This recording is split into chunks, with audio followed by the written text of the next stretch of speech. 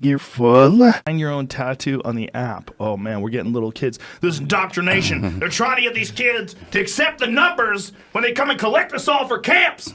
God, what was he saying the other day about robots? Was that what it was? You like said something like you tweeted him back like something like I was like, LOL, what?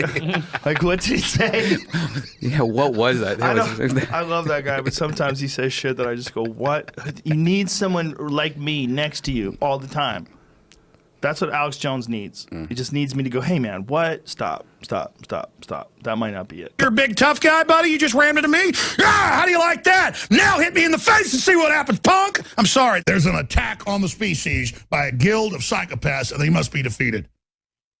I'm going to settle down. Excuse me. I'm going to come back to that. Affiliates, I am a Christian, but I will stomp your head in if you start a fight with me, you thug scum. Anyways, excuse me, ladies and gentlemen. Bunch of cowards. Some people need a rudder. You know what I'm saying? Yeah. And by the way, if I'm your rudder, you got a serious fucking problem. You got a serious fucking problem. I was hoping that flat earther was going to like do the rocket shit. Yeah, I was waiting. I was so excited for this. Apparently he has done it before. He shot himself like 160 miles into space or some shit. God. Not really. Yeah, no. No, he did. I think he did shoot himself like 1.6 miles into the air. Something ridiculous in the past. And he recovered. Took him like several days to recover from the G-forces. I do believe that this is something that was in the article. It might be something he said. He might just be crazy. Yeah, he's trying to be like Evel Knievel. He was trying to do a bunch of different things, and he jumped onto the flat Earth thing about a year ago to gain money, he said. That's what I read. He's trying to like jump a limo over a fucking gorge or some dumb shit like that. Well, no one believes But wait it a minute, real. how do you know? Oh, yes, they do. Son of a bitch. I read the article about it when it first was coming out last week.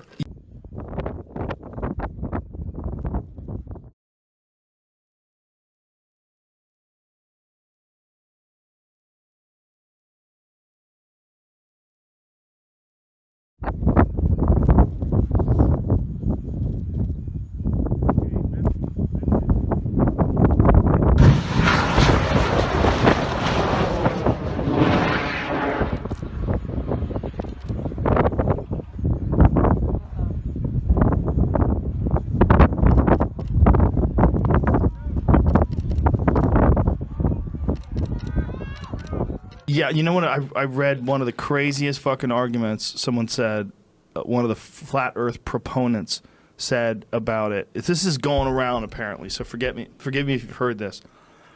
But the idea that a ship doesn't really disappear over the horizon, that you could always zoom in on it if you just have enough of a powerful lens in your camera.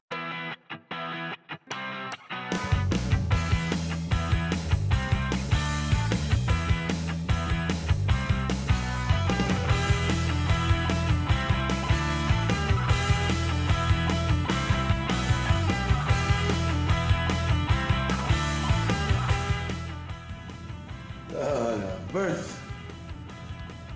So they think that that in some way is proof that the earth is flat. That's just proof of how far you can see.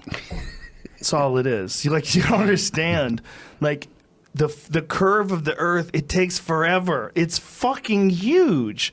Like I get what people are doing. Like, well, how come if you zoom out, you can see it? Well, you can't forever. That's why you can't see Mount Kilimanjaro from your fucking living room in Santa Monica, Right. dipshit. Right. All right? It's a curve to it. It just takes a long-ass time, and you can't see the boat long before it goes over the curve. Because unless you're talking about a giant-ass boat, and even a giant-ass boat at 30 miles away, which is where you still be able to see some of it, that's too far for your eyes. So if you zoom in with some sort of a crazy spotting scope or something like that, yeah, you'll be able to see it for a little while, and then in another couple hours, it'll be gone. It's going to go over the top. But they want it to be real so bad.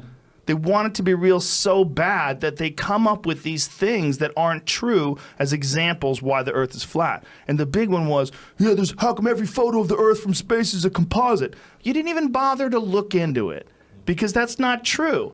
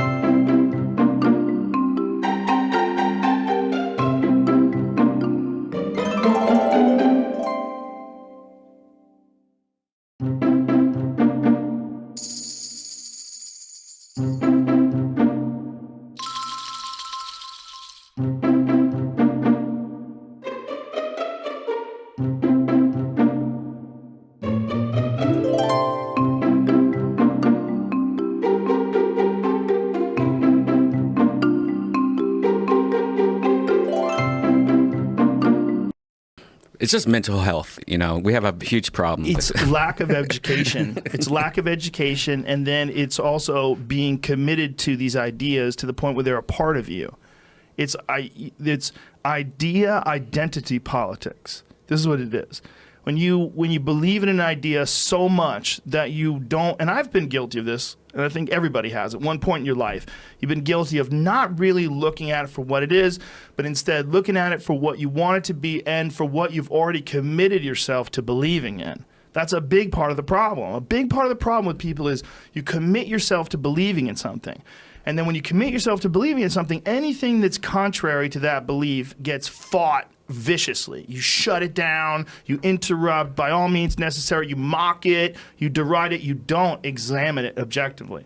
You don't look at it objectively. You just look for a way to shoot it down, look for a way to shit on it, look for a way, if it any, fall back on the government lies all the time. I never believe them. Fall back on all these different positions. But at the end of the day, if you look at it from just like, well, okay, what's the most likely thing? The most likely thing is it's round. They've figured it out. They know it's round. You can see it from space. They've taken pictures of it. People have absolutely flown in the space station. There's videos of the thing landing out of the sky, people pulling people out of the water. They've gone into space, okay? They've taken pictures. This is all real. There's satellites, they're real. If you get satellite radio, it's real.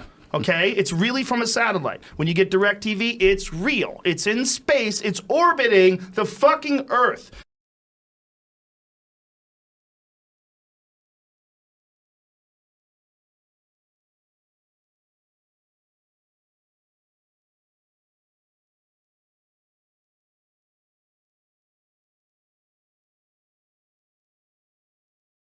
Now to a rare look at the tiny cables that run along the bottom of the ocean, connecting Australia with the rest of the world. We rely on this network anytime we stream Netflix, FaceTime someone overseas, or do a Google search. But most of us never give it a second thought. Resting on the ocean floor among the seaweed and the fish. Cable sitting on the seabed. The reason you can pick up your phone and access any information or video you want. 99% of that digital content comes from our subsea cable network. Telstra operates around 400,000 kilometres of subsea cable connecting Australia with the world. This is what they look like up close. They're so tiny.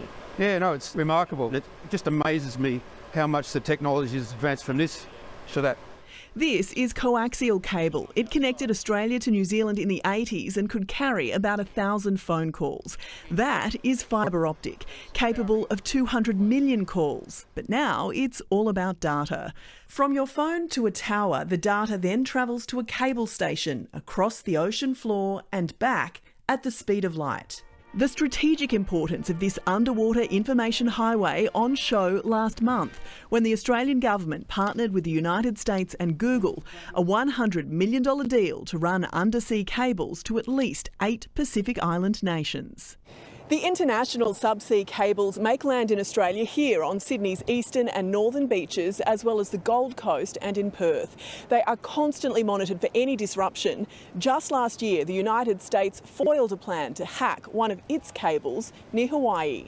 Telstra has built layers of protection, from the armour that coats the fibres to a warning system if a boat gets close, and patrols across Australia and Asia, including mainland China, to fix any disruptions. If the water is 8 kilometres deep, it could take 8 hours to get the grappling hook to the bottom, and then you've got to... So it's no quick fix? No. It can take a week. Other cables will carry the load while that happens, so we are none the wiser to this magic of modern technology.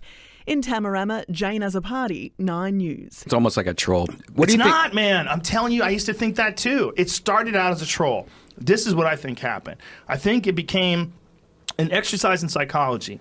From what I've understood, and I might be wrong, but from what little I've done poking around about this, it seems like this might have started on 4chan, and it might have started as a joke. That there's always been a certain percentage of people that believe that the world was flat. There's always a certain percentage. Just like there's a certain percentage of Moonies, there's a certain percentage of people that, are Satan worshippers. There's wacky beliefs. And people get attached to these wacky beliefs and they fucking cling to them. And this, in whatever it is, whatever the belief is, there's a certain percentage of people that have always thought the Earth was flat. But then what I read was that someone on 4chan started trolling, and that by trolling and trying to post this fake evidence about the world being flat, a bunch of people bought it, and they ran with it. And not only did they run with it, they started to ramp it up and add things to it, and flat Earth theory became a thing. And these people all decided that this was like a legitimate pursuit, that there is some Illuminati, some group of Jews, it's always Jews, that are hiding all the information, that somehow or another they've talked to all the map makers, all the people that work in commercial shipping, all the people that are flying airplanes, all the people that are making satellites, anyone in aerospace, all these fucking people, all these people are all together and they're all lying. Okay, and I am too. Or maybe, just listen to this, maybe you're chasing your fucking tail and you're confusing the shit out of some people that are dumber than you because of your inability to look at what it is versus what you want it to be. You heard me. I'm not right about everything. Don't get me wrong. Oh, Rogan, you fucking... I'm right about this. There's no fucking reason why someone would lie about the shape of the planet. There's no benefit in it. I want to believe. If you show me some fucking half-assed Bigfoot footage, I'll watch it 3-4 times in a row. I'll go one day, maybe. Hey, maybe. You never know. There's a lot of parts of the world we never go to. You know, somewhere deep in the Congo. I wouldn't be surprised. Right? I want to believe. But I'm also objective. You got to be both. I know you want to believe the Earth is flat. I'm super sorry, but it appears to be round as fuck, just like every other planet we've ever looked at. All of them. Imagine how crazy it'd be if Earth was flat. Well, here's the problem with this idea, you fucking dummies. A lot of the people behind this idea believe that it was created by God, like on a pizza tray. Like that this is part of a religious belief, is that God made this flat Earth in the cosmos, and it's all about us. This is part of it. This is connected to your group.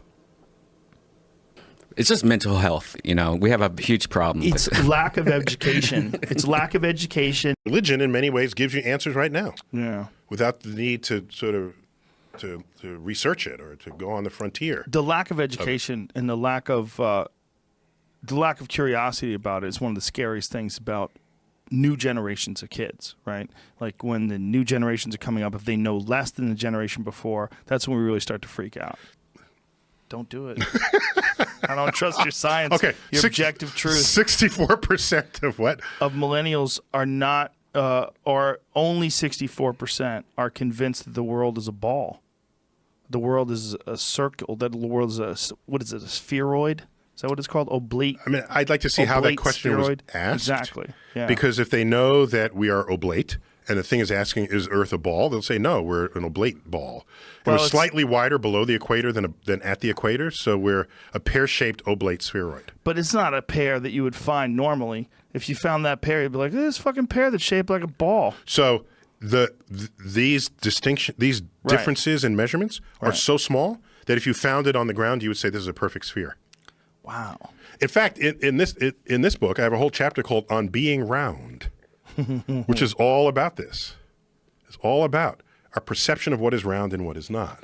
I had asked you to debate one of them flat Earth guys. No, I don't. I can't. No. I know. We talked about it, and we were going to have him on Skype. No, what we do is, and I think this is a diabolical plot, so that the next time we can ship people en masse into orbit, they all want to be the first in line because they know we're going to send them, so that they can see the round Earth. They're going to be the first ones in space, just so they can stop annoying the rest of us. I don't think you're correct I there. think I don't think you're correct, but you I don't think do it's a have- diabolical plot? I do have people that I've met that don't believe, because the problem with YouTube videos is, it's a problem with a lot of things, but one of the things about being unchecked while you're discussing things is you can say things, you can use big words, you can sound articulate and smooth, and you can do it in a very professional looking manner. Or do it passionately. Yes, passionately, convincingly, charismatically, and you're unchecked. But if you did that in front of an expert and you showed them that, along the way they go, stop, that's not true. Stop, that's not how it works. Right. Let me show you why this is incorrect. Let me show you how you could prove that this is incorrect. Let me show you objective truths But this is not happening. that render your argument invalid. Right. So people who don't have any education, and then they watch one of these YouTube clips, they start actually believing that this stuff makes sense because it's unchecked. And I would say it's not about whether they've had education. It's about whether the education they had teaches them skepticism of information and teaches them how to inquire. You realize it's just as intellectually lazy to believe everything you see as it is to deny everything you see. Yes. Why should someone know automatically that Earth isn't flat, yet I tell them in the next breath that the entire universe was once as small as a marble? Right? Both of those sound equally preposterous, except one has evidence to back it and the other does not, and very strong scientific, theoretical, and experimental underpinnings. So when you are trained to inquire, you don't either believe everything outright or reject everything outright. You're trained to ask questions. You're trained to probe deeper than the layer of information that comes to you. That's what should be taught in school, and it's not. They give you a book and say, learn this. Yeah. And you'll get tested on it. And then when you're done, learn this. Well, isn't also there's a problem with being inexorably connected to your first belief. When you have an idea and it's in your head, it's very difficult for people to shake that idea, and they start arguing that idea becomes a part of their identity. And they dig their heels in deeper Yes. when an opposing view is presented because to them. they connect themselves to these ideas. Right. It is who they are. Right, right. And so I try not to base my character profile on something that is not yet verified as objective truth. That's a very good thing to do. It's one of the reasons why I don't have tattoos on my body. Uh-oh. Holding aside. Go on, stretching my face. Go on.